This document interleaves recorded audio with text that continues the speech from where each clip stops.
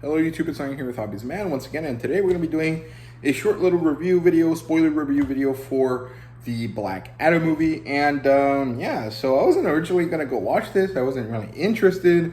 I don't really know too much about Black Adam. I know he's basically Dark Shazam, and I did like the Shazam movie, but this had nothing to do with it, so I wasn't originally going to go. But then, I started watching review videos and people were talking about it, and then, of course, The Rock went out and said, hey, Superman's going to show up at the end, go watch it. And I decided to go do that, and it was a really good movie. I had a lot of fun. I really enjoyed it. I had a really great time at the movies, and honestly, this isn't a movie that's going to win awards or anything like that. This is not a a thoughtful, thought-provoking, great masterpiece of art or of film. This is a let's go have fun at the movies kind of movie, and that's actually my favorite type of movie. I don't really care too much about the very highbrow artistic type stuff.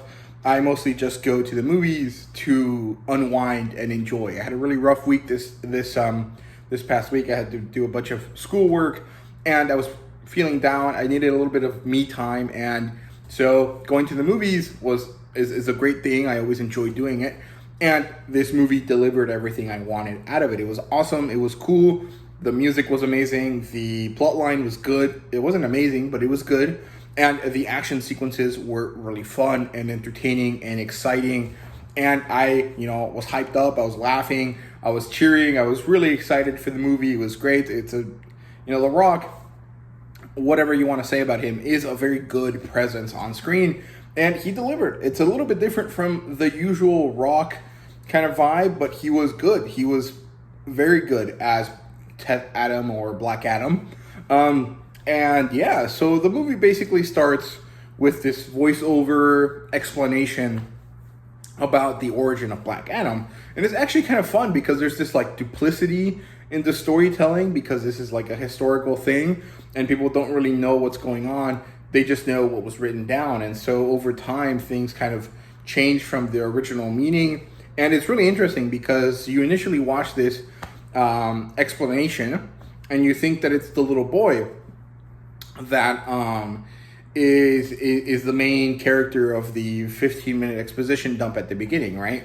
And you think he's the hero. You think he is Black Adam. But it actually turns out that that's not the case. But, you get this introduction. You get explained to you that, there was this fake Egyptian-esque place, and it had a king or a pharaoh or whatever you want to call it. And he wanted to summon the underworld. He made this crown of this thing called Eternium, which is a fake metal, kind of like adamantium or unobtainium or whatever you want to think of. And he makes thousands of slaves dig it up, very similar to the pyramids, right? And eventually he gets enough to make this crown. But there's this young boy that decides to rise up and go against him.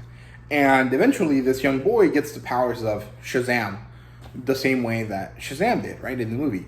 And so he is now the liberator. He is fighting this guy, and this battle actually ends up demolishing the Kondak kingdom. And so then we jump to the present day, where this place is, basically overrun by military occupation from this other group called the Intergang. And through a convoluted series of events, Shazam, or Black Adam, awakens. And he now is linked to this woman and her son and her brother, who are all asking him to help them free them from this occupation. He starts killing everyone in his path because they're all bad guys, and he thinks that it's better to just destroy evil than to put it away. And so he attracts the attention of the Justice Society of America, which in this case is Hawkman plus Dr. Fate, which is an awesome character, and two newbies called Cyclone, which is a young girl, or like a 20-year-old chick who has air powers, and Atom Smasher. And I really enjoy the relationship of those two characters. They're the newbies, they're the young people, they're kind of into each other, but not really. It was a kind of really sweet moment that they had throughout the different moments. And Cyclone's powers and the way she is really cool. She has this kind of like fairy pixiness to her. And the way she moves is really interesting, and the way that slow motion is used for her specifically was awesome. I really, really liked it. And so these 4 JSA members are contacted by Amanda Waller, and she's like, hey man, can you guys go deal with these people? Or can you guys go deal with this guy, Black Adam? And so they go, and they initially have a big fight with him, and he beats the shit out of all 4 of them. And so they realize they can't beat him, but they still need to imprison him somehow. So they manage to get the woman, Adriana, I think is her name, Adriana. And she manages to get Black Adam to listen to them for a moment. And eventually her son gets stolen because he is the person that they thought had the crown. And then it's a rescue mission for this kid. Black Adam eventually kind of goes berserk, and he steps down. And then we get explained that Black Adam is not actually the hero of Kondak. The hero was his son, and his son gave him his powers in order to save him from a grievous wound. And as his son saved them, the king of the time managed to assassinate the young boy. And so Black Adam went to kill the king, not as a hero, but out of revenge, which I thought was a really good plot twist, and also kind of explains a lot about how Black Adam is the way he is.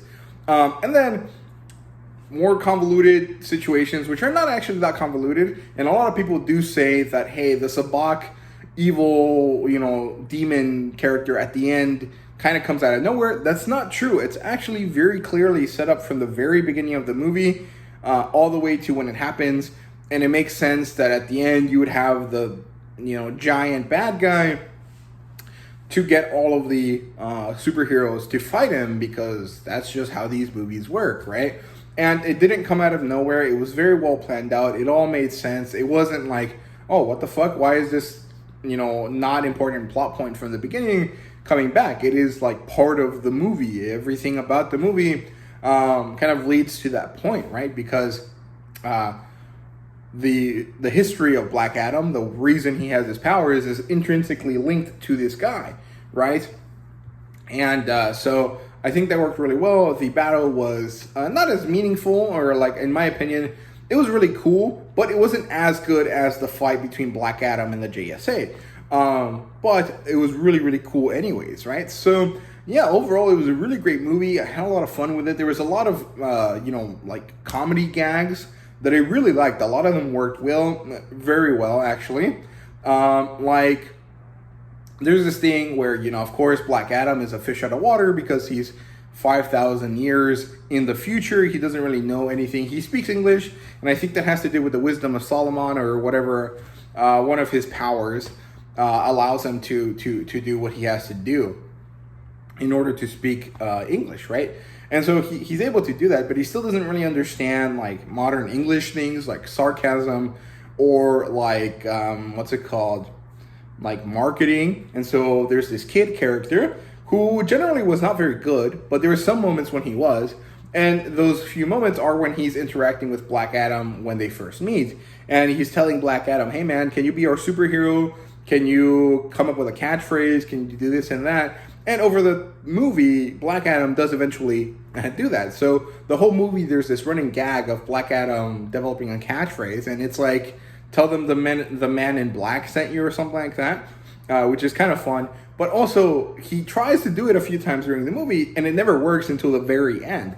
There's also this gag where Atom Smasher is like a dumbass, and so Hawkman has beef with him, and it's pretty funny. There's also this moment where Atom Smasher is like moving around his arms, and Black Adam almost crashes into him. So Atom Smasher is like, hey man, come on, I almost killed you, or like I almost hit you because you weren't flying carefully. And then he accidentally smacks Hawkman, and that's part of their beef gag, right? Which was pretty fun.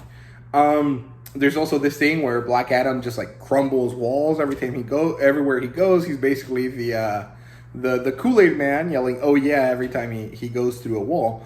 But I think it's a funny gag. But also, if you kind of tweak your understanding of what's going on a little bit, you can kind of think of it as like a symbolic gesture, because Black Adam in this movie specifically, but in general in the setup of where the powers come from, is supposed to be this liberator, this hero, this person that is going to break down walls so that the slaves, the lower people, can be free, right? And so it makes sense that he breaks walls everywhere he goes. It's ridiculous, of course, and it's mostly just a gag, but it kind of works in that sense. There is a symbolic element, a symbolic edge to what he's doing, and I quite like that. I thought it was fun. The music in this movie was awesome, except for the first song that they use. The song is good. I don't remember what song it is, but like it just didn't really feel like it fit what was happening, or like it doesn't fit any of the characters that were involved, in my opinion.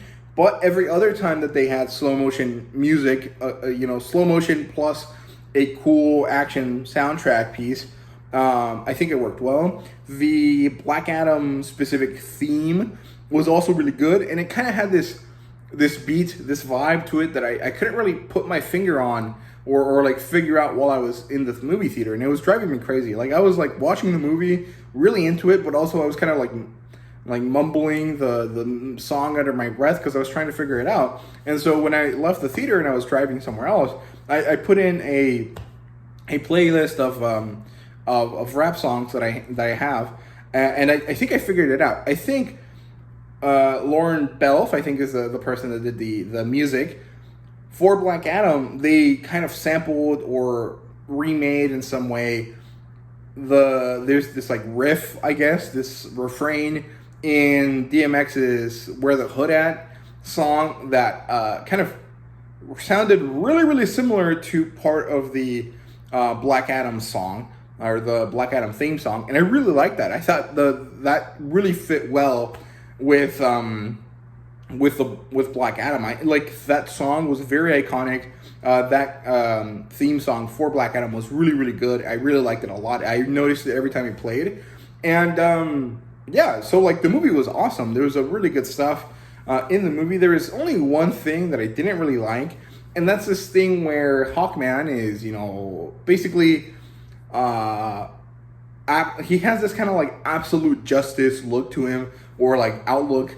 And so he wants to get rid of Black Adam because he's too dangerous, right? And they even tell him, and I think it was Hawkman and Dr. Fate tell him, like, hey man, your powers are too dangerous for this world. We know who you are, we know what you're capable of, and we don't think that you should be out and about. And like, I get it, but also Superman is in this universe. Shazam is literally the same power set, and he's allowed to be out there. Like, why did the JSA not show up to put Superman and Shazam in cuffs if they're doing that to Black Adam?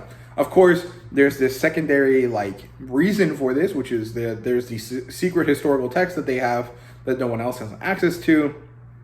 So it makes sense in retrospect once they mention that, but initially it's like, what the fuck are you talking about, man? You guys are also literally like unstoppable superheroes. What the hell? Why are you allowed to go out and he's not? And also, it just ends up being that Black Adam kills people and the other people try not to. But, they still end up killing people by accident, because there's no way that Atom Smasher breaking all these statues did not kill some people during the situation, right? So, I don't know. That was just one little nitpick. Everything else about the movie was great. I really enjoyed it. I like the setting. I like the music. I like the action sequences. Sometimes the slow motion was a little unnecessary, but every other time it was really, really good. It was worth it. It was really enjoyable. It definitely has its like Zack Snyder like Justice League vibe to it, and I like it a lot. I think it's really, really good. So yeah, there really isn't too much else to say. Well, I guess I should mention the post-credit scene. So Superman shows up. This is well known by everyone at this point. It's not really a spoiler, but also it's not really that great of a scene. He just shows up and he's like, Black Adam, we need to talk. It was great to see him again. I heard a lot of people say that the John Williams theme played. I didn't actually hear it. Maybe I didn't pay attention to it that much. I'm not sure.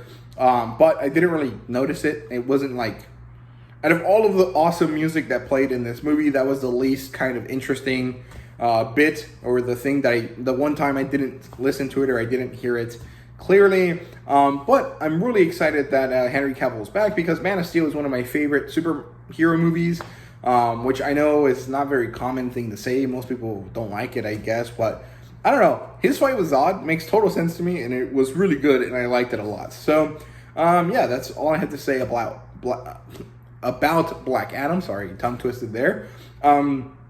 And I hope you guys enjoyed the video. If you did, please like, subscribe, and comment down below. Let me know what you thought. And let me know what you thought about Black Adam itself. And yeah, thank you guys very much for watching. See you guys later.